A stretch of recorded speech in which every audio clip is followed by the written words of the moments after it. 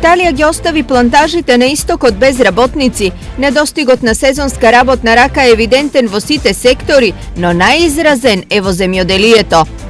Ние во моментот имаме договор за 3 милиона килограми износ на корнишон во земјите на Европската Унија и на Балканот склучено. За тие 3 милиона ни треба да посадиме 30 хектар корнишон, по 10 вработени на хектар, 300 вработени ни требат во моментот само за берба на корнишон. Имаме 56 хектара вишни. За 56 хектара вишни ни треба околу 200 сезонски работници и сега се прашуваме од каде да ги најдеме.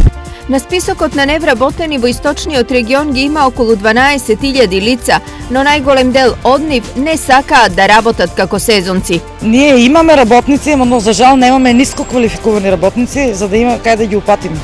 Повеќе со високо образование, да. Дали тие прифаќаат сезонски работи од преработувачка индустрија? Многу тешко, значи луѓето со високо образование не сакаат ни да слушаат, а не да ги пратиме таму, не прифаќаат работи. Добар дел од невработените помеѓу работа и социјална помош го бираат второто. Имаме огласи сега да работниците не прима, мислам, овие примателите на социјална помош не сакаат да работат, затоа што и негативно се одрази апелот на владата дека ќе ја зголемат социјалната помош. Ние имавме 75 вработени. Кога владата вечерта на медиумите објави дека ќе зголеми социјалната помош, утрото останавме без 55 вработени.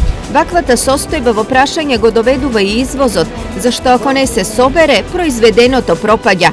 Инаку, дневницата за сезонски работници оди и до 1000 денари, а некои нудат и храна. Сепак и покрај ова работници нема.